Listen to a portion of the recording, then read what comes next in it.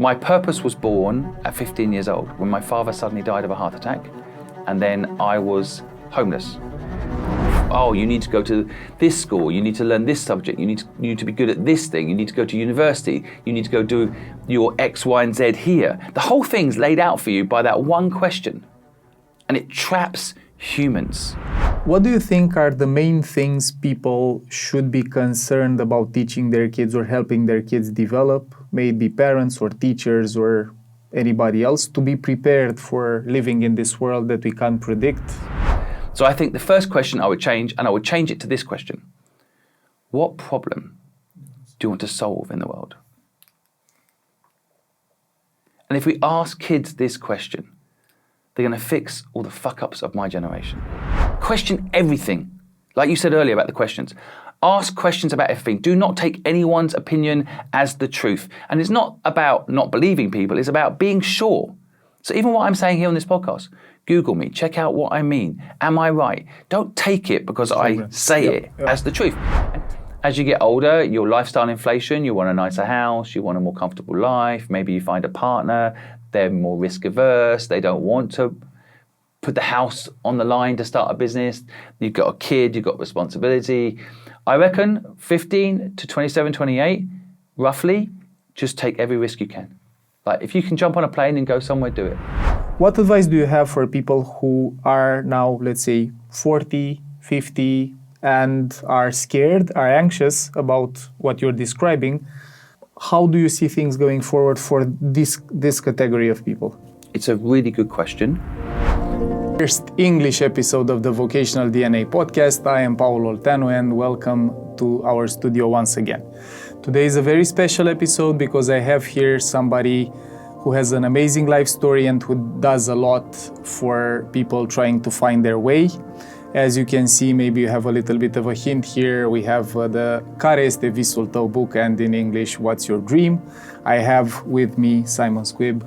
Thank you for being here. Thank you for giving. And thank you for being present in a Romanian podcast. Pleasure to be here. Thanks for having me and giving me a chance to share my knowledge with Romania. With absolute love. I'm going to share just 2 or 3 things about you for the people who maybe are getting in contact with you for the first time. So I read your book. I found the story of how you went from living for a short time on the street to founding your own company, the gardening company at first out of necessity. Then you went up and founded 19 companies. You sold Fluid, which was your agency that you started with your life partner, to PricewaterhouseCoopers. You are now an investor in 78, was the last check, companies. And what I find amazing is that you're encouraging people to find their dream, to find their vocation. I also appreciate a lot, and that's part of why I'm really happy you're here, that you have this type of no bullshit approach and no bullshit advice in how people should go about this.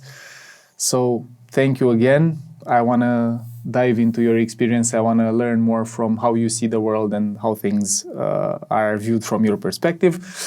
Before we dive into the first question, I'm curious, what's your current dream, Simon? So my dream ultimately is to update every single education system in the world to ensure that people are given a personalized education and the chance to have more than one option, which right now the school system pretty much trains you from day one to get a job.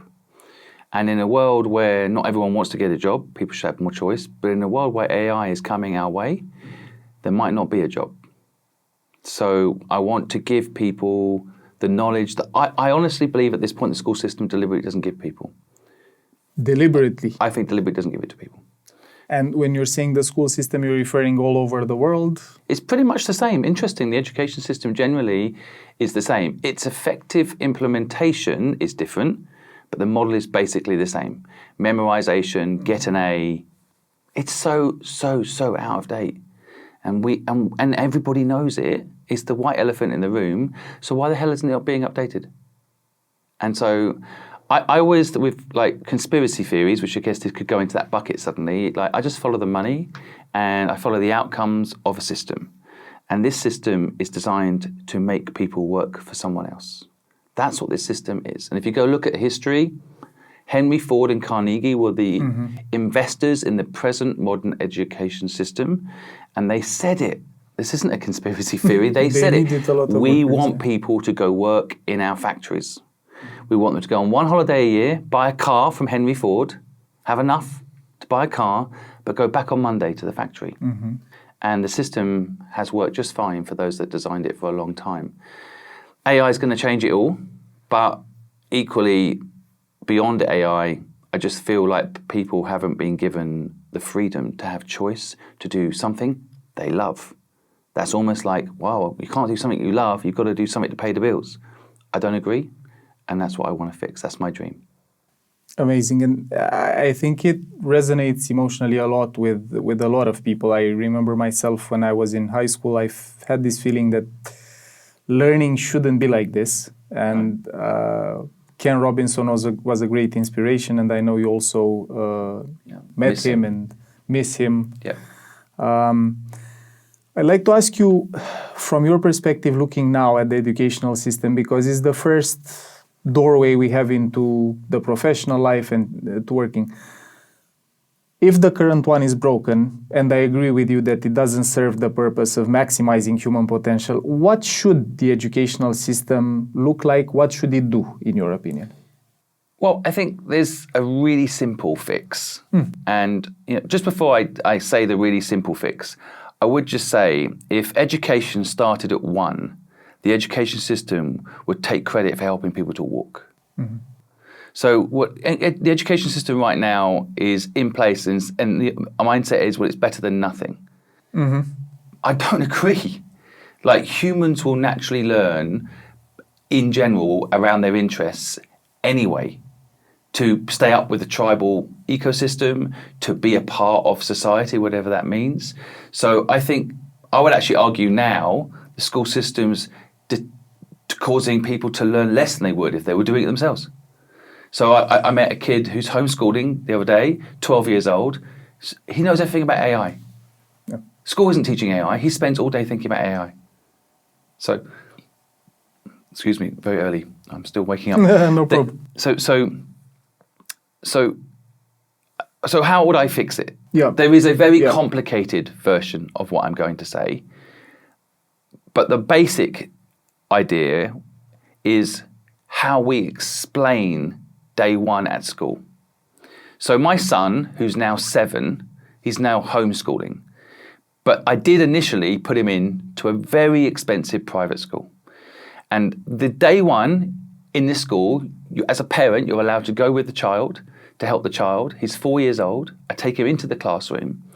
And the teacher, who's a great teacher, this is not the teacher's fault. The teachers are also programmed wrong, right? The teachers care, but they're programmed wrong. The first thing the teacher says to these 14 4-year-olds in the room, first thing, welcome, kids. What will you do when you grow up? My 4-year-old looks at me and looks at his friends and instantly this question is wrong. The first question on his first day at school. Because this question makes you instantly think, I'm going to be a doctor, I'm going to be a lawyer, and put you on a path. Oh, you need to go to this school, you need to learn this subject, you need to be good at this thing, you need to go to university, you need to go do your X, Y, and Z here. The whole thing's laid out for you by that one question. And it traps humans because people feel obliged, obligated to answer the question. They need to say they're going to be a thing when they are already a thing. My son was is in a discovery phase and discovering what his personality is, what his natural skills are. And so I would simply make sure that question is never asked again of any child, including adults, by the way. Yeah. As a kid, I was asked that question 1 million times, putting me under pressure to pick a path, a track that I might not want to be on by the time I arrive at the destination that path provides.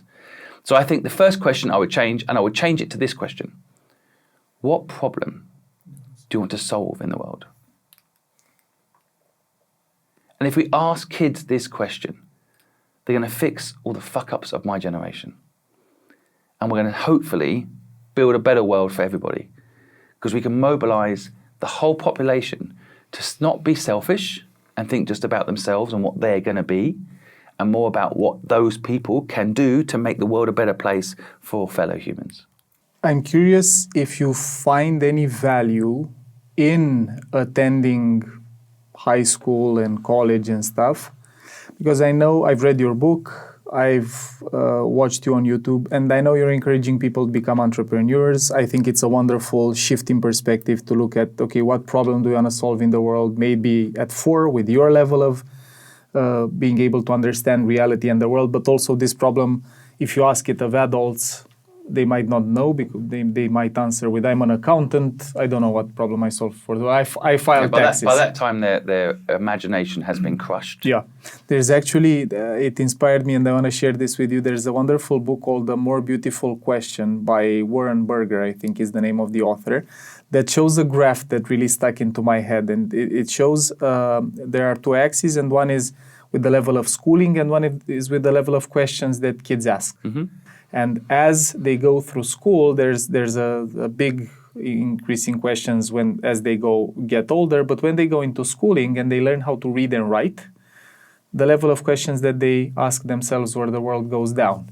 And it's exactly what you're saying, in a way that it's counterintuitive. We're going into a system that instead of helping us ask better questions and want to solve problems and be curious and be creative and make mistakes and reiterate, all of that goes away. But do you see any value, or how would an educational system, more than just this question, in your design look like? What would it do for kids to prepare them for the future? Well, again, I think we're living in quite an exciting moment in history where technology is going to change a lot of things. Mm-hmm. And so it's now more than ever probably easier to update the education system. So my general belief and thesis is education should be personal. And so every human is individual. And what we've tried to do with the present education system is fit everyone into one box. Because the present education system definitely will service certain types of people. And we know that from, students that excel and go on to be, let's say, a doctor. There's definitely the system right now works for some. However, it depends on the school. There's a big variety. And it depends on the culture of the school. So when I mention this question, change, it's actually, when I build a company, yep. you make a mission statement. You have a cultural structure. Then you build a business on top, right? So that's what brand is. Brand is a cultural structure. Then you build a business on top. What do you stand for? What do you believe? Who's your customer? So in the school system now, the customer isn't the pupil. The customer is the governing body that manages the school, or the government, mm-hmm. not the student. Yep. So the government wants to see certain results, but don't think about, I think the customer is a student. So I think the education system, just before we get into what else can be done, we need to set the culture tone correctly. The future education system that I want to implement yep. has the pupil at its core. Everything is about how to provide that pupil with what they need to live the life they want. Now, part of living the life you want involves imagination, free play. It involves not even having to think about money. Certainly from a young age, not having to think about money is the key reason you work. I think, hopefully, I see a future where AI will maybe, if we do it right, remove the need for money. Which I know people can't even imagine right now, but I see it. I even had a dream about it. Really? I see a world where money is not required. But I think certainly most people I know today that are not doing their dream is because they've made money the reason they can't do their dream. They think they need to make money, which often you do, but they then also don't make their dream possible because they said, I can't do it because I need money. And then they shut off the imagination in their brain because money has become the god they're chasing. Mm-hmm. And so I would initially, certainly in the school system, get people to rethink what is success. I would redefine what success is because I don't think money is the only measure of success. And I would measure success around problems being solved. Now, problems being solved don't have to be fixing the broken political system. It can be simply I need a cheaper car. It can be, I need a way of finding a car parking space at a very busy shopping mall. Mm-hmm. It can be, I want to make sure my child is always safe. You know, it doesn't have to be something fixing the education system as I am tackling, you know? So yeah. But I think it's actually a lot easier to fix it with AI now, for example. You can personalize education. And so, first of all, foundation culture has to be right. Get that right. Change this question from what will you do when you grow up to what problem will you solve. Just reset culture. Get people thinking bigger. And then I would build a personalized system where individuals' personalities, things they like, all play a part in what they learn. My 7-year-old hated learning at school. Now, you can't stop him learning. And the only difference is we're following his interests. So he is fascinated by history. He loves sword fighting. He loves kings and queens. He finds the whole thing fascinating. So if I educate him around that, he's not necessarily interested in other subjects, but in school he'd be forced to take those other subjects. But because he loves history, we then talk about when a king was born, when a king died. And when we do that, he's doing maths. Mm-hmm. It's not necessarily that maths, he actually does like maths, but it's not that maths is his favorite thing. History is his favorite thing, but he's accidentally learning maths because he's learning when Henry VIII was born and when Henry VIII died and how old Henry VIII was, therefore. So he's doing maths. But I'm not telling him to do maths. I'm telling him, what do you enjoy? And he's telling me what he's finding interesting. And then learning becomes fun, like work should be. My whole book is about teaching people to turn the word work into something they love. Like, I love work. Like, coming and educating people about life and business, I love it. I don't need to work. I love it. And I want people to feel that. And I think that comes from having a mission and doing stuff you love. And I want the school system to teach people that. You're preaching to the converted. I know. I think I'm talking to the listeners. And I think we have a lot of teachers who are watching the Mind Architect and the Vocational DNA channel. And I want to dive with you a little bit into the tactical part of it. So I understand the bird's eye view, going from what do you want to be when you grow up, from the employee track to what problem do you want to solve, regardless of the way you do that. You start a company, you freelance, you whatever. It should be personalized to the personality, the need, the values, the motivations. These words that we have here are exactly that invitation also to find your talent, find your passion, find your values, find your motivations, understand your personality. But for teachers watching who are part of this old system, until we get politicians maybe to watch or to act upon what they see while watching. They won't do anything, politicians. They won't make changes. Probably. No, it's going to come from the private sector. Yeah? The change is going to come from the private sector. That's what. That's electric cars didn't come from the government, did it? No. It came from the private sector, and the private sector led the change. So governments don't make change. Governments are only there, in theory, governments are there to listen to the people. But if you let them take control of themselves, they govern themselves. They actually don't do anything for the people. Mm-hmm. So if everyone listening wrote to their MP and said, update the education system, it would probably happen, but they won't do it themselves. They won't do it themselves because actually it works for the corporations that they presently are pandering to. Okay. Because those companies want you to work for them. They don't want you to start your own business. Do you think everybody should be an entrepreneur? I know that's what you're saying, but I'm curious. No, I'm not saying that. No? No. I'm saying everyone can be. And everyone can be. I think it should be informed consent. Mm-hmm. Right now, people are not given the choice. They're almost told it's so hard being an entrepreneur. I'm an entrepreneur my whole life. I could easily tell you it's hard, so it makes me sound special, right? It's so hard being an entrepreneur. I meet entrepreneurs every single day who say that to me. I'm like, give up all your equity then and go work for someone else. Oh no, I'm not going to do it. So it's so hard. But they wouldn't give it up. I think it's hard working for someone else. I think it's hard having to take someone else's instructions every day, someone else's rules, someone else's colleagues. You haven't got any choice most of the time to work with these people. Someone else's mission, someone else's dream. I think that's harder, but people don't know what they don't know. It's like people that go to prison for a long period of time, they think prison's all right. You know, and I think that's what's happened. People have got locked into a mindset that somehow working for someone else is safer and working for yourself is not safe. And I'm here to educate people that that is not true. How can that be true? Someone else can decide today to get rid of you. You can work in a company for 10 years, you help build it, you make them millions, they can get rid of you. Which is something that's happening a lot. Of course. Whereas if you work for yourself, the only person that can really get rid of you is you. That's control. So I'm not saying everyone should be an entrepreneur. I just want to make sure everyone has the choice. And people tell me not everyone can be an entrepreneur. Don't agree with that either. There's different types of entrepreneurs. There's introverts, there's extroverts, there's people that want to build big businesses, there's people who want to build lifestyle businesses. I don't agree. And every time someone ever says to me, I don't think everyone can be an entrepreneur, and this is said to me probably every day for the last 3 years, I say tag someone who you think can't be an entrepreneur, hasn't got the capability. Tag them. No one ever does tag anybody. Coming back a little bit to kids, teachers, and getting ready to enter the workplace, because then I'm going to ask you some things about once you're in the workplace. We're in 2025 when we're recording this.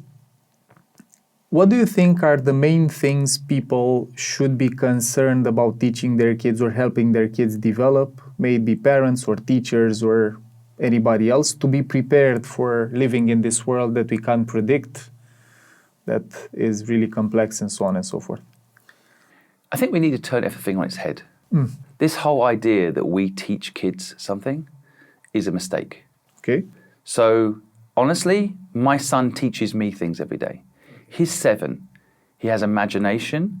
He helps me reimagine. He thinks a double-decker bus is cool. I've got jaded and think it's a bit of a dirty vehicle, right? Actually, I think kids can teach us stuff. It's us teaching kids stuff is a little bit upside down. The whole education system, in my opinion, has top-down, has not worked. I actually think what I do with my child is I listen to him, I learn from him, I try to understand what it's like to be a kid, and I feel more joyful if I do. Because my life got serious quickly, and I had to pay the bills, and money became a priority, and I lost what I think kids have, which is free thinking. So there's a lot of stats around this. Kids under 5, nearly 90% are geniuses. By the time they get to 11 or 12, less than 2%. And I genuinely think that's the education system's fault. It literally knocks the juice out of people. It tells you to sit down, shut up, don't collaborate, do an exam on your own. I have never built a successful business on my own. There is no way, if you sit me down and tell me to build something on my own, I'm going to do it successfully. Impossible. So I think the school system, if you want to thrive, this is how bad it is. Everything the school system teaches you, do the opposite. Okay, regardless of the school system. Everything. Okay. Stand out. Don't conform, wear the same uniform, do what you're told. Question everything you're taught. Question everything. Like you said earlier about the questions. Ask questions about everything. Do not take anyone's opinion as the truth. And it's not about not believing people, it's about being sure. So even what I'm saying here on this podcast, Google me, check out what I mean. Am I right? Don't take it because I say it as the truth. And textbooks and education system is all taught as if it's fact. It's not. It's someone's opinion on that particular situation. Yeah. So there are a lot of people that continue to say that how should we teach our kids? And I think we should just inform kids what's going on in a transparent way and let them go naturally learn what they're meant to be learning. So my son, again, naturally loves history. I don't know what that's going to lead to because I don't know the future. And anyone that says they know the future, all these AI experts, it's like going back to a cowboy 100 years ago and saying to a cowboy, what do you think is going to happen? And him sitting there on his horse when everyone's riding a horse saying, I reckon the next thing is a car. And then once we've got a car, I see the internet. Yeah. It's just impossible to predict. Absolutely. Okay? Yep. But I think the exciting thing is we can already see that the technology, AI, can personalize education to the person. It's already doing that. It will understand who you are and it will give you information based on your interest. That's what algorithms do. Yep. So we know that that's coming. The other thing that we know that's coming is that certain jobs are definitely going. So I was just in America and I drove a Cybertruck. I pressed a button and it drove me everywhere. I didn't touch the steering wheel. Not once. So this isn't, it might happen. It could happen. It's already happening. Now it's about implementation and scale. So the millions of people that drive a taxi, drive a truck to deliver your food to you, deliver food to the supermarkets, all gone. Millions and millions of jobs gone. Mm-hmm. That is 100% happening. No one's saying it. You know why they're not saying it? Why no one is saying this? It's because they don't want those drivers to quit yet. Still need them for a few more years. This is something I'm really concerned about in a way, and I had the chance to speak at some point with Peter Diamandis also about this. He's a great advocate of AI and how it's going to help, and he's investing in a lot of companies. And the thing that concerns me when looking at the way we're going to work is that, okay, maybe AI is going to get rid of a lot of jobs. Those people are going to have to reinvent themselves. Hopefully, they're going to be able to find their dream or find something that they want to do. I'm curious if you have any concerns around this idea that if you're a kid, it's easier. It's not necessarily easy, but it's easier to do that. But if you're 40, if you're 50, you've invested a lot of your life in acquiring some skills, maybe you have your identity attached to that profession that's going away. What advice do you have for people who are now, let's say, 40, 50, and are scared, are anxious about what you're describing? How can they remain relevant? And I want to challenge you to consider also how our nervous system works, because it's, for us, at 50, it's more difficult to integrate even working out. Not necessarily talking about an identity change. I've been a driver all my life. I have to become something else. So I'm curious, with empathy for them, with understanding their situation, how do you see things going forward for this category of people? It's a really good question. There is a very complicated answer because I think about this a lot. Because a lot of what I'm doing within my mission is to allow people to dream. And some people can't. Mm-hmm. And they're in fight or flight. Mm-hmm. So they're so worried about paying the bills and surviving, doing a very intense job or 2 jobs, in some cases 3 jobs. They can't even process the future. Exactly. But I think there is no simple answer, but the basic core of this solution is, if you think about things in the context of, if you see a problem in the world that you can fix, and if you don't fix it, someone dies, you can push through fear. Mm-hmm. And there is a habit system in humans. It's part of our tribal history. Yep. That once the tribal system is set, people tend to not want to disrupt the tribe. And so what's happening at the moment, to your point, people have sunken cost in a job and they have a lifestyle they've got used to. It's submersion, so they can't, some people will say, well, at least I'm not homeless. Let's say, for example, right? I had this last night with someone. She's in serious debt. She hates her job, but at least she's not homeless. Mm-hmm. So people will default to making their existing situation the best version of it.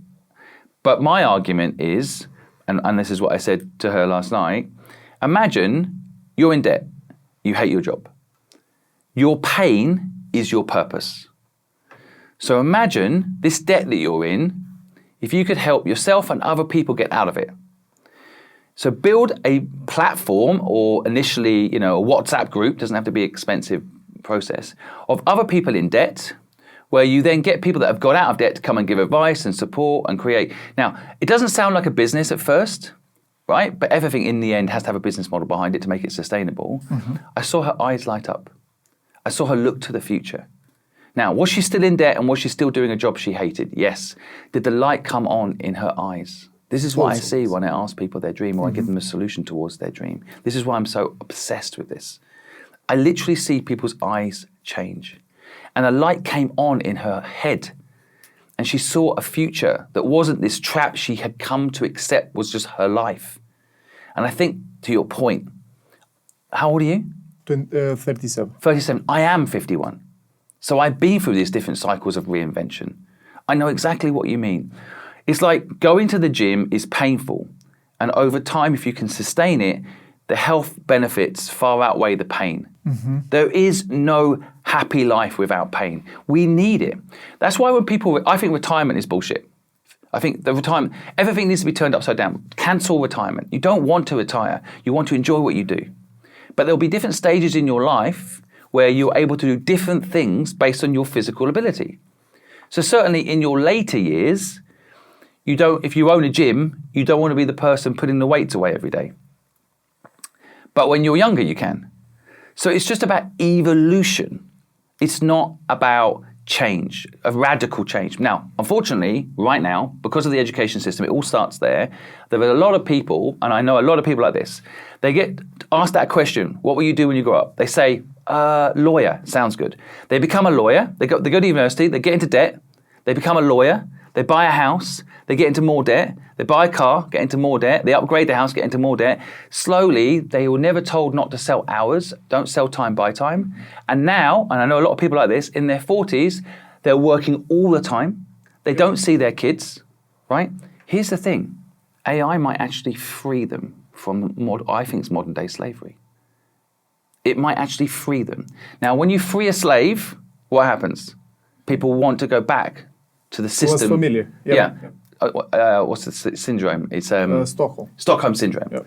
Thank you. It's basically Stockholm syndrome. So people, as soon as you leave a job, it's the same. You're like, oh my God, I need that monthly salary on the first of each month dropping in, and I need these things. And the world has also constructed things so you need these things.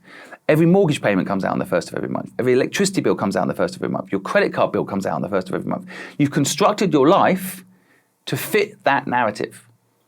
And so to answer your question, people need to upgrade themselves. And I think it's literally an upgrade. It's like going and getting a new iPhone. Mm-hmm. You need to take the same core concept, the iPhone, but you need to upgrade your software. And yes, downloading uses a bit of Wi-Fi, so it costs money, takes a bit of time. But once you've uploaded your software, it's exciting. I think it's exciting for people. Now, there are people that are caught in fight or flight.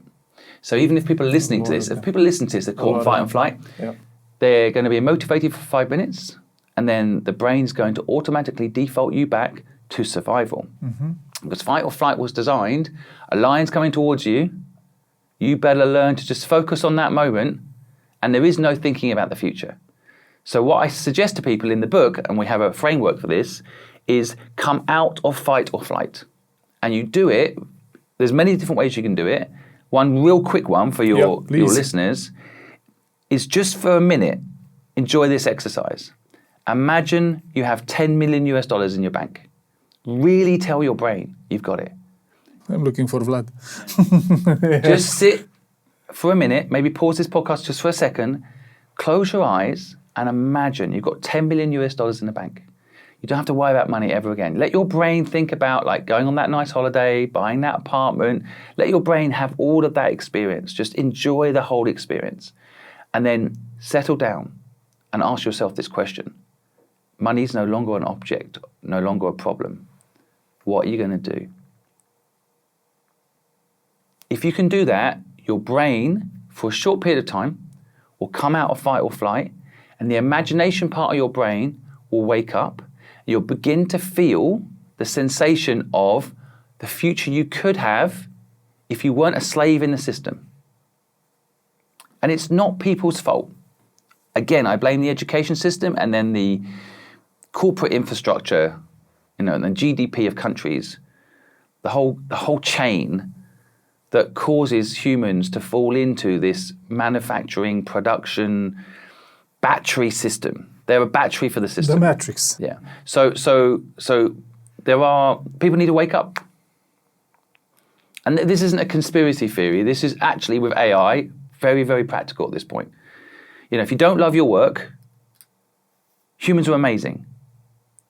Imagine if Elon Musk tomorrow announced, he's doing his robots, right? Tomorrow announced, somehow, synthetically, he's managed to create a human. It's cost $3 trillion.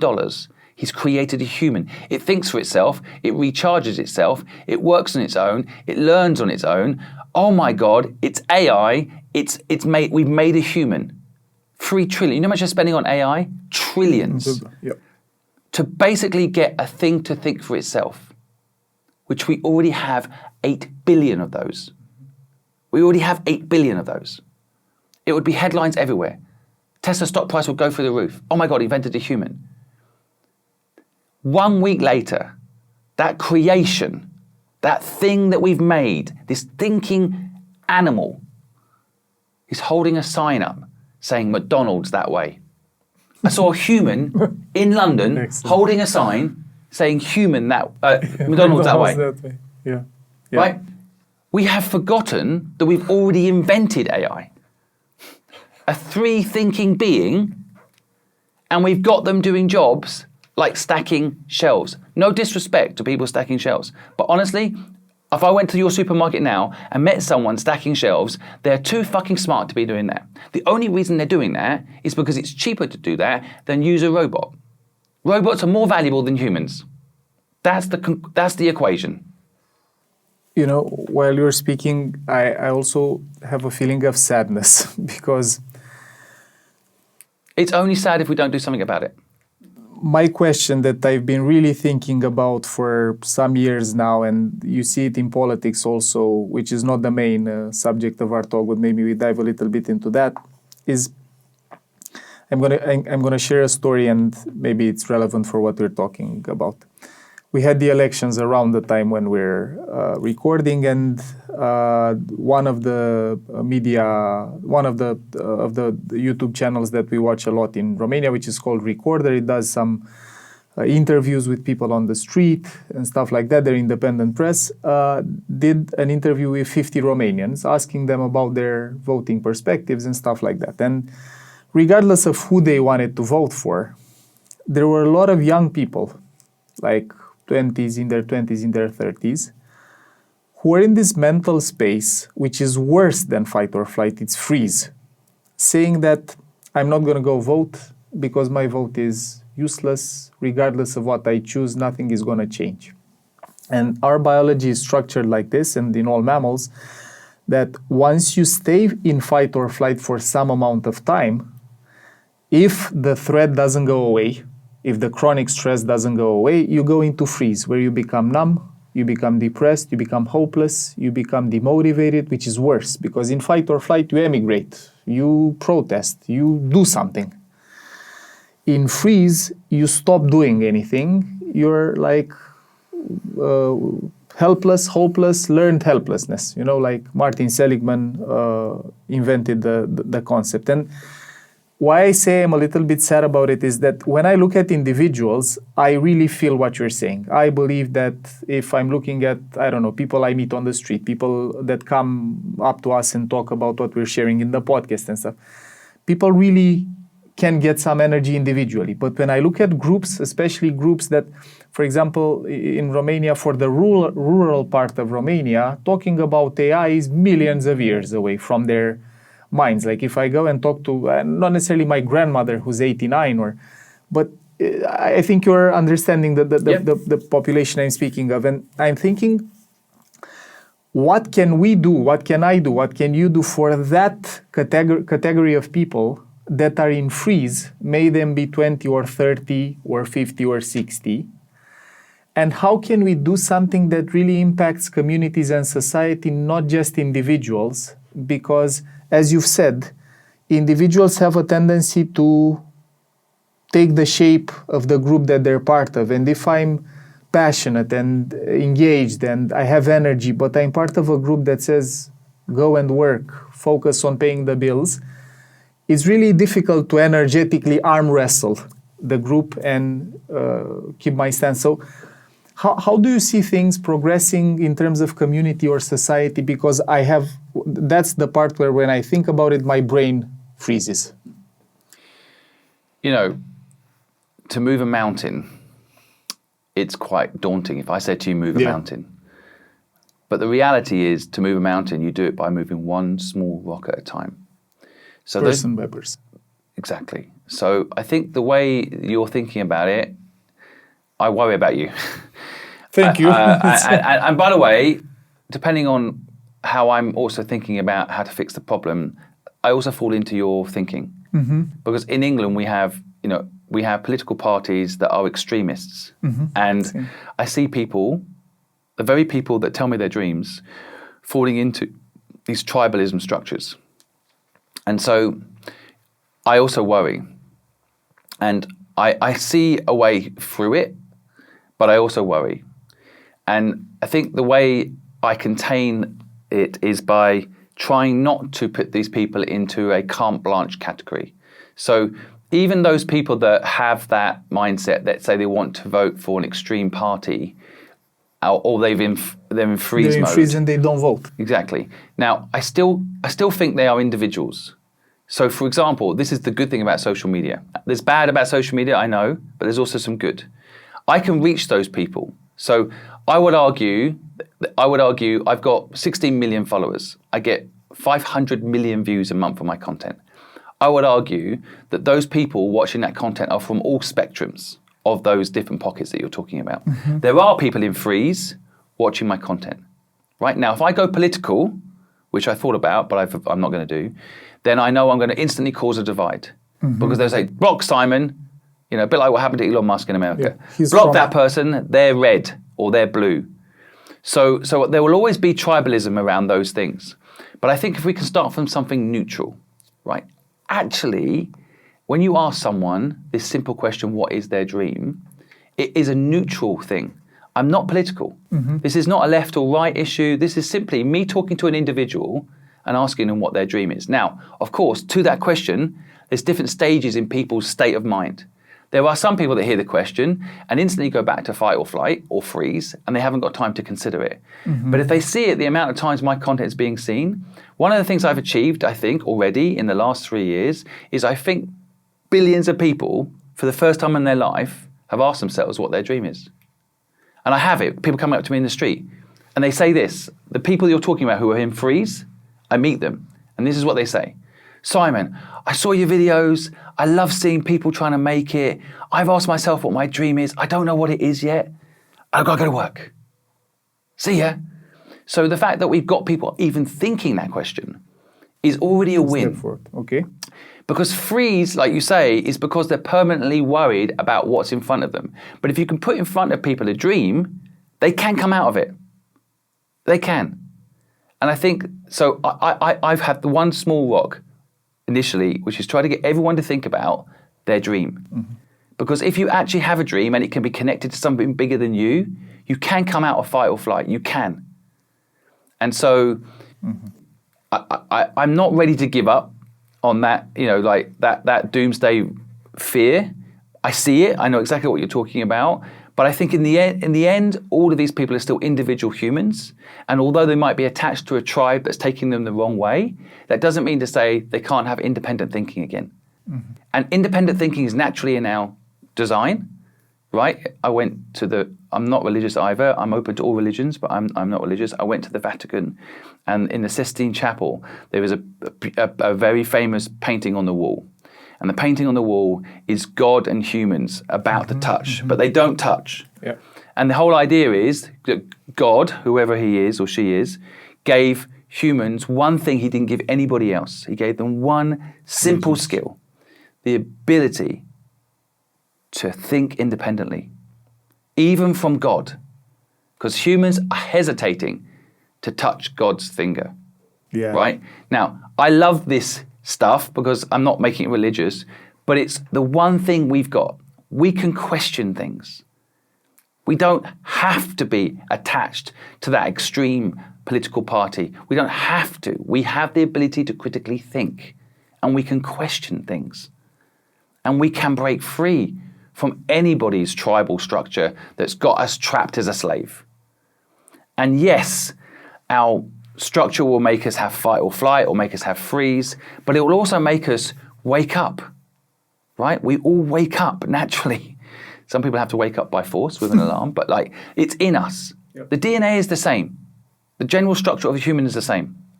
There's different levels of intelligence, and that can be a good thing or a bad thing, by the way. I think sometimes people that are too smart actually make their lives harder over time. Mm-hmm. So, I'm average IQ. I think I've got cleverer over time, but I actually average IQ. And so I think if I was super clever, my wife's super clever. If I was super clever, I probably wouldn't have started a business. Mm-hmm. But thank God I did. It kind of woke my brain up to other opportunities and other experiences, right? I want to ask you something here because it's really interesting what you're saying. If somebody may be a young person or an older person who has this type of mentality that questions stuff, if they have a feeling that they want to do this or that, they want to solve this or that problem, but they start questioning, am I going to be able to do it? Am I going to be able to raise money? Am I going to be able to go through the paperwork and stuff? How should they go about it? Because I really empathize with what you're saying. The smarter you are, the more things you might consider before starting that might put you into freeze. Yeah. I think at different stages in life, different scenarios. But, the old cliche lines, you only live once. You've got to tell yourself this. I met someone yesterday, again, she's beautiful. She's 32. She's got a good job, but she feels like something's missing. Mm. And so she talks me through her life. She's got enough savings for a year. If she quit her job today, she's worked hard. Okay. She's got enough savings for a year, but she's in this intense job. Mm-hmm. So she basically thinks she's got to keep going with this intense job because she has sunken cost.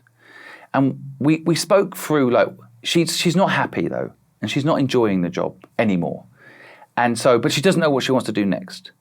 So I broke through the scenarios. Okay, first of all, if she's got a good job now, the chances are until AI takes that job, she's going to get another job, right? If she needs. Yes, yep. She's 32. Life is short. She should take 6 months off and try to reset her structure, reset her nervous system so that she can find her dream, what she's really passionate about.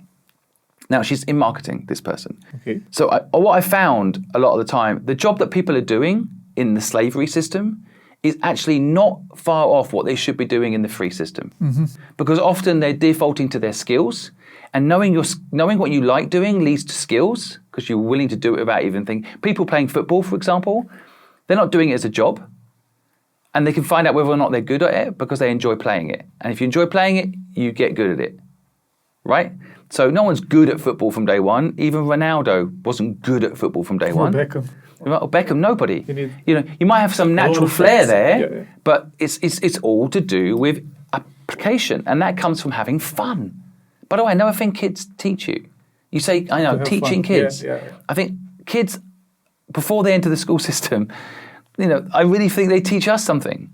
Like my kid reminded me to go on a bus was fun. As simple as that. Yep. And so I think, back to the point. I really think that there is a chance for individuals to reinvent themselves, and I think people could now more than ever can do it. They just need to enjoy fear. Mm. Could you build on that a bit? So interestingly, today in the modern world, fear has been weaponized against us.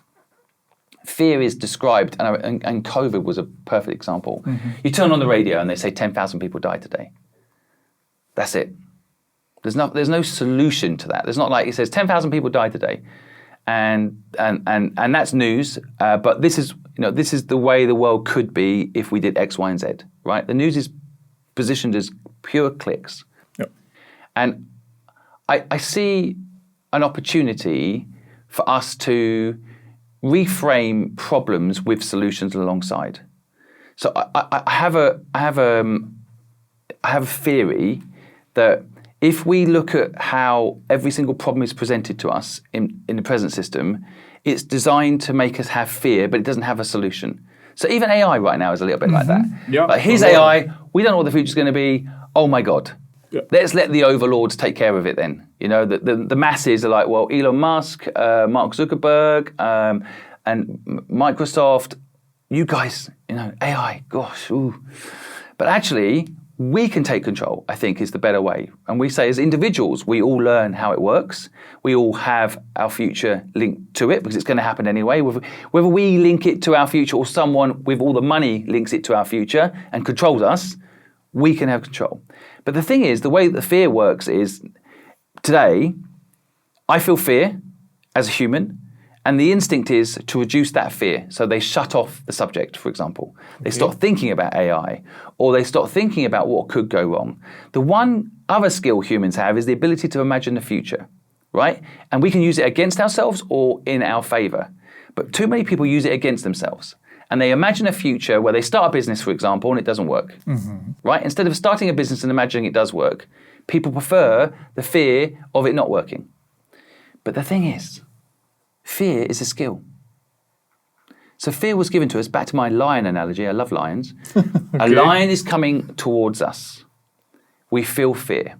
You know what it does? It gives us superpowers. Absolutely. We can run faster than we think. We can outthink a lion. We will survive against an animal that is faster and stronger than us because we leveraged fear. And so what we need to do as humans, and anybody listening to this, seek it out. Seek out fear. If you're fearful of AI, lean into AI. If you're fearful of starting a business, lean into that fear because it's going to power you up. I did a speech yesterday to thousands of people. I was a little bit fearful before I went on stage. You know what that meant? I prepared. I thought through what I was going to say. I made sure that I delivered and that lion didn't get me. It's a superpower. But today, it's been weaponized against us. And what people do now is, and to your point, they don't want to freeze. So they don't turn fear into a power. They use it against themselves. And that sends them into freeze or fight or flight, which shuts off their imagination, which shuts off their ability to have a better life. Yep. Keeps them in what's familiar. It's in a way circling back to education and how we're teaching each other and how we're learning together stuff. In Romania, at least, I don't know if it's the same in the UK, you get out of school with a lot of perfectionism, being very scared of making mistakes. There was a time when, even when I was a small child, when you would take a beating if you didn't get things right. So your nervous system would be really conditioned to avoid at any cost making mistakes. We would do... Well, that's basically slavery. And it's so it teaching you to be a slave. Yeah. To accept a beating, and you're not allowed to question anything. And A is success and D is failure.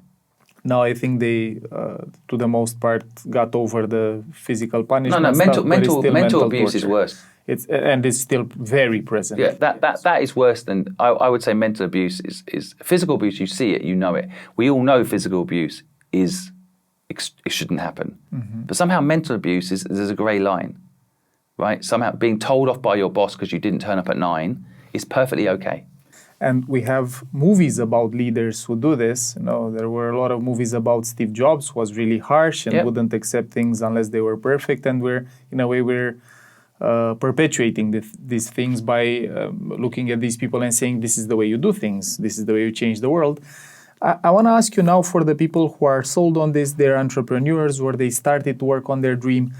You built 19 companies, you invested in a lot. What would be some principles for people who are already following their dream? They found out what their dream is, they're working on it. What are the principles you guide yourself by with your colleagues, with your companies, with your teams? So I've written a lot about this in my book, as you know. This is quite a complicated subject.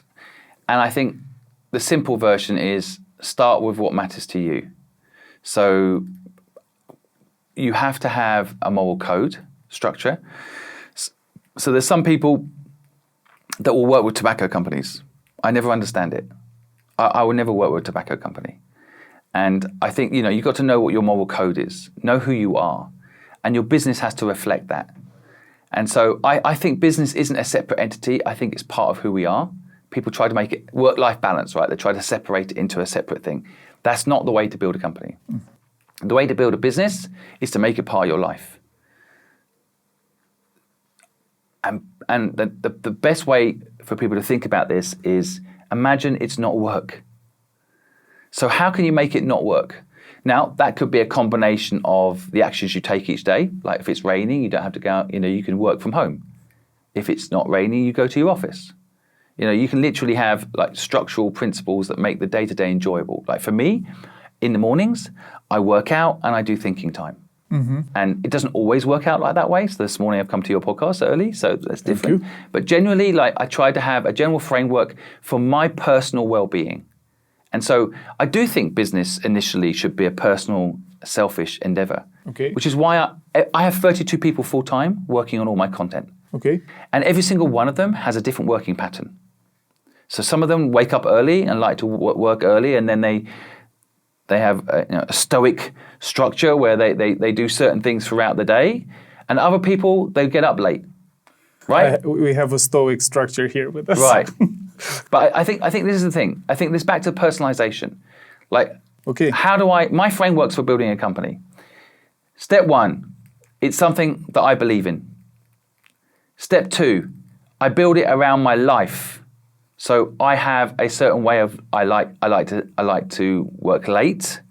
I generally like to sleep without the alarm going off. I like to have a natural pattern. And so I work that way. Now that doesn't mean to say everyone in the company has to work that way. That's how my body works. That's how my mind works. So I build my business around my personal needs and requirements. Then it doesn't feel like work. Okay. So I think that once you have the personal framework, make it selfish, personal framework, then it's the company framework. What does the company do that matters to you? Because if it doesn't matter to you and it's just about money, you're not going to enjoy it. You might make it work, but you won't enjoy it. And it's not sustainable if you don't enjoy it. The third step, I believe, is bring people in that care about the same mission as you. I have brought people in that weren't particularly skilled. They weren't the best social media person. They weren't the best editor, but they cared about the mission. And you know what happened? They become the best because they care so much about the mission. Now, I've met people, not in this organization because I've never hired anyone. I never mistakenly hired someone in this company this way. But in my previous company, I hired someone who was the best designer. Okay. But they didn't care about our mission. Mm-hmm. So what happened, their passion and energy wasn't there. Yep. And because they were the best designer, they almost flaunted that, like, I don't need this vibe. And that will destroy your business. So culture eats strategy for breakfast. Yeah, nice. So your culture baseline matters. The moral code of you, the moral code of the business needs to be clear. The mission of the business needs to be clear. And ideally it has to be a mission beyond making money, it has to be a mission beyond you, ideally fixing a problem in the world that matters, because that will rally people that care about that problem. And then you hire people that care about that problem, because I don't manage people, I manage purpose in every single thing I'm involved in. Mm-hmm. My job is to explain the North Star, the mission that we're on. And if some days people don't work hard, then the mission doesn't get accomplished as quickly. But if you've got people that care about the mission, then they will naturally work hard. I don't tell people to work hard. My team last night, and I didn't ask them to do this, they worked until 2 this morning. I was with them. I didn't ask them to do that. In fact, at one point, I'm like, you guys have to go to bed. I have to go to bed. Right? I'm telling them to stop. But they didn't. Now, of course, you need to manage this carefully, and they're actually on UK time zone, so it's 2 o'clock here. It's probably 11 or 12 o'clock in England. But what I'm getting to is, like, I'm not managing these people like people typically think. This is how I think you should build a company. It's my general framework. And then finally, I don't think you should build a company to sell it. People always talk about it. Yeah. I sold my company, and I'm glad I did it. It was an experience. I had regret for a little bit of time. I think building something to sell it. By the way, there's someone giving a gift on TikTok. Thank you, guys. Yes. So whatever that gift amount was, I'm going to give it away to one of your listeners. Thank you very much. I'll give it away to one of your listeners now. I'll find out how much that was. But that's someone on TikTok giving a gift because they like what they're hearing. So yeah, I think ultimately with any business, don't see it as a separate thing. Another gift. Now that we might turn the sound down now. This might get too crazy. Yeah, you might want to turn the sound down now because it could get crazy with people. Thank you, guys. Yeah. So yeah, everybody listening, people on TikTok give you gifts. I give away the money I make when they do that, but people do it to support the mission, which is another thing. We've been a little bit negative about society a lot of this podcast so far. I will just say something. I have seen humans are actually amazing. Humans are kind. People want to help each other. I have seen it. This is not what we think. There's pockets of political divide and the media. If we're not careful, we are going to think that, oh my God, there's so many bad humans out there. You know, if you're a Trump voter, you're a bad human. I don't think it's true. I think people at their core actually are tribal and they want to help, right? Then they get divided by their football team. They get divided by their political party. So that we get divided. But actually humans, there's a thing I really like, which is the psychology of like when you hate someone. When you meet them, it's very hard to hate someone after that. Now, unless you have a bad interaction, but people say this about Trump. If you go and meet Trump and you hang out with him for a little while, it's very hard to hate. Yeah, once you walk away, you can't have the same level of hate. So by the way, this is why a lot of people that hate each other never want to meet each other. Because we also, on the other side of it, need someone to hate. This is tribalism, right? So we have to have an enemy. I know people, I interviewed Patrick Bet-David, for example, who's a big influencer in the US, and he said something interesting to me. He said he has 5 people that he hates. And I was like, in a podcast, I'm like, wow, come on, name some, this will go viral. And he's like, he keeps it to himself. Now, he said actually these people, he sees them as competition, they're the people that he is against. You know, Bill Gates had Steve Jobs. Yeah. You know, if you look at history, you know, Mark Zuckerberg now has Elon Musk. You know, you've got to have that. It's almost like Olympic athletes need someone to run with, right? That's how you end up running. There's no world record. You're not going to beat it, are you? So humans, we need this. We need to have an enemy. Now, my idea, my crazy idea, which I'm writing a second book at the moment, so I'll give you a little view into my second book. And in the second book, I'm going to basically talk about, imagine if aliens were coming to Earth, and we knew it, and they were going to kill us all. Suddenly, us hating Russia, Russia hating America, this is all benign now, because we would have to come together. Within 5 years, we'd have a joint space agency. We'd have a joint defense system. We'd have a joint make the world a better place ecosystem. Because if we don't, aliens are going to come, wipe us all out. So all we need is a new enemy. Right? Yeah. So part of me thinks, why don't we pretend that's happening? Why don't we pretend that's happening? Then all the wars will stop. If we could actually make it true and people believed it, all wars would stop. It would end wars. We'd have to, because we're going to get wiped out. Independence Day. Right. So this is why I go back. I don't think humans are bad. I think humans are tribal. Right? We need to go out and hunt. We need to have purpose to our lives. And we need to have a community that we feel we need to protect. So I just think we need to make the threat bigger and clearer. So people talk about like, oh, one idea is like we need to save the planet. But again, it creates divide because I don't think we need to save the planet. Right now, I think we need to save humans. The planet will be great when we're gone. If humans all die, the planet will thrive. So you want to save humans, if you want to save the planet, there's an answer to that one. And I hope AI doesn't work it out, right? If we tell AI to solve the planet's problems, AI might realise, get rid of humans. Yep. Right? So let's stop saying that. I think we should all pretend aliens are coming to kill us all. Really, really believe it. Because honestly, I think within 5 years, all wars will stop. How amazing would that be? It's in my new book. Coming out soon. But yeah. What's the book about? It's called What's Your Story? And it's about this sort of thing. Imagine this story. If this story existed, nice. Then humans would reset. We'd have to. Governments would have to reset.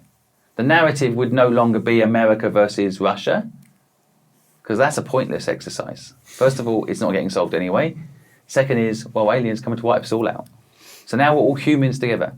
Excellent. Yeah. Framing. I don't know how to make it mainstream, but I like the idea. Wonderful. Me too. Yeah, thank you. Thank you for sharing that. An excellent flow. I feel better after talking to you, so thank you. With all the pessimism that has been around with the elections and everything, thank you. Before we end, I want to ask you one thing. You've shared some amount of times now that there are different stages when you're a kid, when you're a young professional. Could you walk us through the flow of these stages as you see it in terms of people pursuing their dream or following their story? So I think it depends when you're young. Some people actually know their dream from a very young age. So they're a dancer, they're a singer, they just kind of know it, right? Some people have that. I think if you know it when you're young, you have a different path to others. Some people, including me, I needed to discover it. And I needed to have life experience to discover my purpose. So my purpose was born at 15 years old when my father suddenly died of a heart attack. And then I was homeless.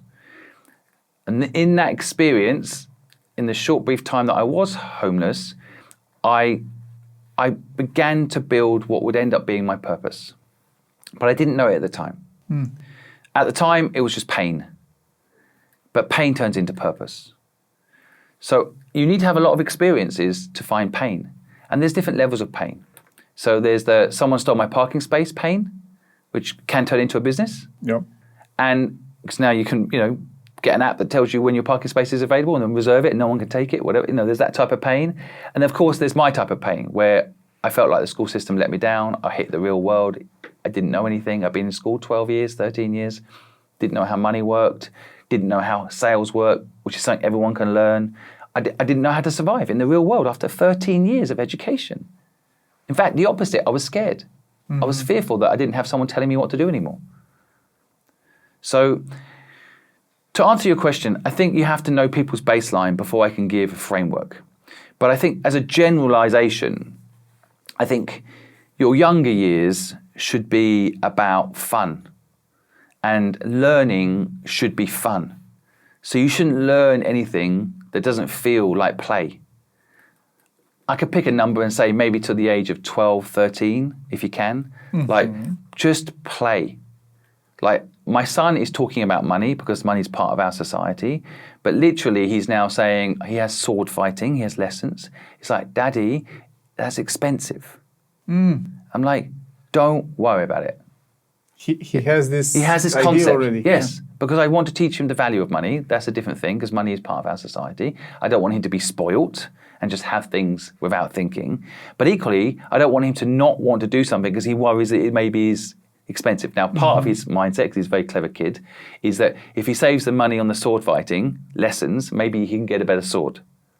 So there's also an element of transfer, right? Nice. Which I like. That's critical thinking, right? Yeah. But what I'm getting to is I think that instead of trying to teach kids stuff, we should let kids teach us and let kids be kids and let them find their flow. So example is 4 years old, 5 years old, my son, his friend was starting to ride a bike. So I started to teach my son to ride a bike, peer pressure. But he wasn't quite ready. Okay. So I stopped. He's now 7. 2 weeks ago, he said to me, Daddy, I'd like to ride my bike. And I swear, he picked his bike up, got on his bike, and rode it. The end. When I first started trying to teach him, he was falling off. We had stabilizers. I was like trying to tell him what to do. It was really stressful. I was like, he just wasn't ready for it. Now, just because a 4-year-old friend of his, 5-year-old friend of his was ready, doesn't mean he was. Yeah. And now riding a bike isn't this stressful experience. Come on, you can do it. He was ready, and he did it. And so I think people should tap into their instincts and now is the time I'm going to start a business. Now is the time I'm going to go work for someone and learn what purpose looks like. Now is the time I'm going to dig into the thing I enjoy. I'm going to fish all day and find a way to pay for it. Okay. By going live streaming. I think people do think I'm telling everyone to be an entrepreneur. I'm not. I'm telling everyone to have entrepreneur thinking. And entrepreneur thinking, the basic framework is what you think in your mind, you can make real. That's what manifestation is. So this book was once in my mind, now it's on paper and you can buy it. This camera filming was once in someone's mind and they made it real. Everyone's listening somehow to a device of this podcast. It was once in someone's mind and they made it real. That's it. So what you want to do is find the moment when that is ready, when you're ready to take something from your mind and make it real. Okay. Whether that may be, you like fishing, you want to go fishing all day, how can you put a money model behind it, a financial model behind it? You take an idea and you make it real. But if you don't have an idea, you can't make it real. So you need to be free to come up with ideas. That's why I say when you're young, just play. Don't let money kick in because that creates a different pathway. Free. Yep. That makes you almost fight or flight from a young age. What am I going to do when I grow up? What am I going to do when I grow up? Oh my God, I don't know. What am I going to do? What am I going to do? I need to tell someone. What am I going to do? Oh my God, I'm going to be a lawyer. Oh my God, I've told people I'm going to be a lawyer. Oh my God, I've got to be a lawyer. How am I going to be a lawyer? Oh my God, I've got to get into university. Oh my God, I'm fear. How am I going to? Oh my God, I couldn't get into the university I wanted. Oh, you know, and just drop all that. I will say one thing. I do think between the ages of 14 and 20, everyone will tell you you've got time. Don't worry, you've got time to figure it out. Weirdly, it makes a slight switch. Everyone's always asking what you're going to do, and then they tell you you've got time, yet somehow there's still this expectation you're meant to be a lawyer, you're meant to buy a house, you're meant to have a car, you're meant to have this, you're meant to get married, right? But everyone will tell you, theoretically, you've got time. I don't agree. I think probably the ages, let's say, I'm going to say 15 to 27, I reckon you have an opportunity you don't realize. You often have lower costs in life and you can do more risky things. As you get older, your lifestyle inflation, you want a nicer house, you want a more comfortable life, maybe you find a partner, they're more risk averse, they don't want to put the house on the line to start a business, you've got a kid, you've got responsibility. I reckon 15 to 27, 28, roughly, just take every risk you can. Like if you can jump on a plane and go somewhere, do it. If you can have an experience, you can jump on a plane and go to London and be a waiter in London for 3 or 4 weeks to pay for it, do it. Do it. Take every risk you can because you're trying to find pain. And if you just stay in your town you grew up in and you get a local job and you don't know what you don't know, right? And you get stuck. And then slowly you'll have a little splinter in your mind which will say, life isn't what I expected. This is a bit shit. And to stop you feeling that, you'll freeze. You'll go numb. You'll stop caring. You'll die inside. So I think there is a window where people should take huge risk when they're young. Partly you've got nothing to lose. Most people haven't built up a wealth they could lose. Most people haven't built up a big career they could lose. They haven't built up an asset like a house that owns you could lose. Take risk when you're young. That's what I did. I started business after business. I moved to Hong Kong when I couldn't really afford to. You know, I took risk, I saw the world, I experienced things, and the journey was amazing. Now, by luck, I also made money.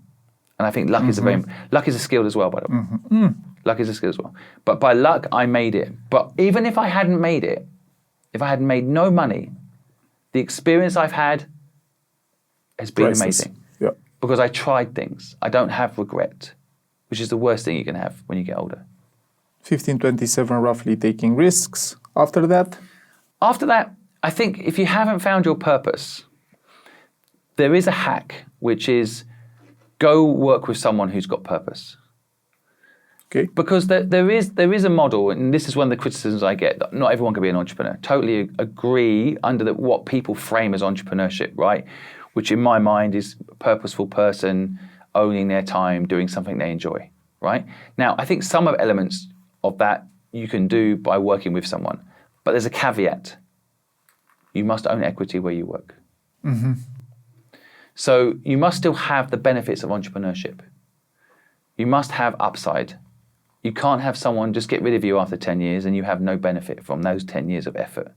You must have equity in the brand that you work for. Now, ideally, you also work with someone who has purpose that you believe in their purpose. There's some exceptions to this, and I think this is more to do with present day structural stuff. So for example, I've probably done one of the largest human surveys in history. I've gone and asked people their dream all over the world, thousands and thousands of people. And I've noticed trends. And one of those trends is if I ask a policeman, and I know people don't like police, I actually have a lot of respect for them.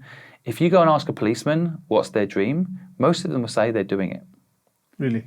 If you go and ask a nurse what's their dream, also doing it. Now, these are the most underpaid, often overworked people. So why, out of millions of people out there, are they the happiest? They're more happy than the bankers I've met, the lawyers I've met. Why? Because they're helping people, which is in our factory settings. They feel like they're part of a tribe and they're helping people. Now, they're the worst paid, they work long hours, but often they're living their dream. So what does that tell you? That's what matters. That's what matters to us. Yep. And again, it makes sense. If you think about tribal structures, we used to live in tribes of 500.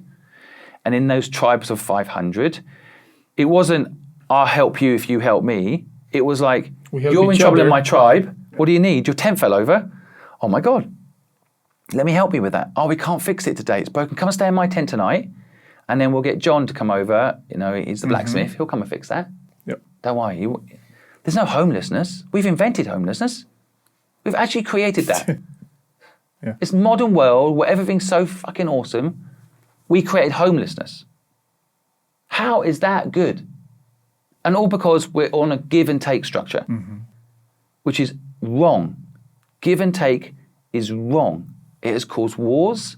It has caused people to stop helping each other and probably caused some of your listeners a lot of pain because they helped someone and they weren't nice to them back. Yeah. They helped someone and they fell out with them because they didn't get back what they were expecting. They were expecting a transaction, they didn't get it.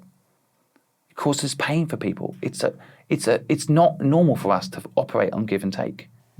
What's normal for us is give without take. To help each other without any expectation of anything in return actually makes us tremendously happy, but we've forgotten it because the tax man can't tax that, can they? They don't get any income if you help someone without anything in return. Now, I know people need to earn a living because of the structure we have today. I get it. But that doesn't mean to say one of your listeners can't give 5 minutes to someone today for free and help them. And here's the irony. If someone of your listeners do that today, that means that someone could give them 5 minutes another day when they need it. They shouldn't think of it as a give and take transaction, but if you want to, ease yourself out of the addiction of give and take into give without take, just remember, karma is a real thing. If you help someone today, everyone's got 5 minutes, rich or poor. Everyone's got 5 minutes to listen to someone, to share for free their business on their social media, whatever. It doesn't have to cost you money. Everyone's got 5 minutes to help someone today. And if everybody in this world helped one person today, by the end of next week, again, we could have the end of some wars. I genuinely think if people took this framework and actually applied it. Thank you. I feel like ending most of the time when you finish an idea because it's really inspiring.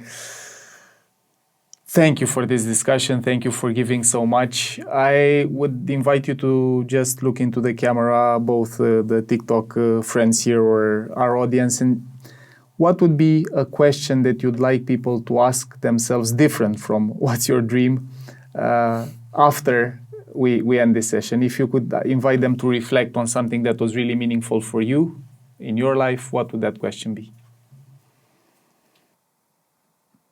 What is the purpose of life? What do you think it is? Do you want to answer it for people? I'm curious, what's your answer? I think the purpose of life is life with purpose. Thank you. Thank you, guys. Thank you for staying along for the ride with us. I am Paul. We've had here Simon Squibb, helping us understand our dream and our story. Good luck with the next book. Can't wait for it to be launched in Romania. Thank you very much. Thank you very much.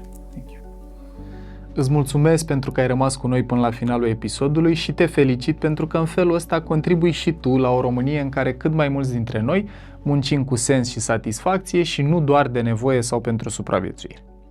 Apoi, dacă ești într-un moment în care îți cauți un drum profesional cât mai aliniat cu tine și simți nevoia de ajutor, te încurajez tare de tot să intri pe site și să te înscrii la cursul ADN Vocational.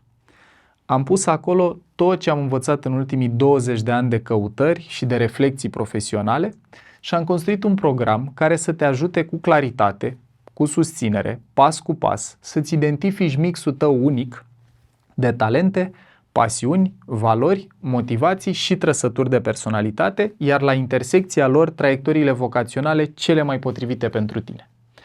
Iar, dacă ai deja claritate pe direcție, dar simți nevoia de susținere și de tovarăș de drum, poți să te alături comunității de membri. Acolo poți să te ajuți de experți, de specialiști și de ceilalți colegi din comunitate ca să construiești o carieră în jurul vocației tale. În plus, poți să intri cu noi live în înregistrarea episoadelor de podcast și să pui întrebările care te preocupă pe tine cel mai tare în direct invitaților.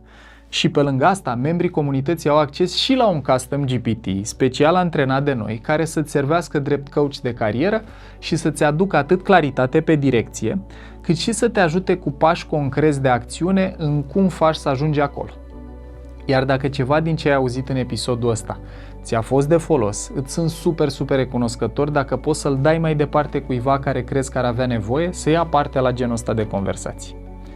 Share, like, un subscribe, un review în rețelele de podcasting, astea sunt cele mai simple și fără costuri metode de a ne sprijini și susține munca. Îți mulțumesc din inimă și mult spor la treabă!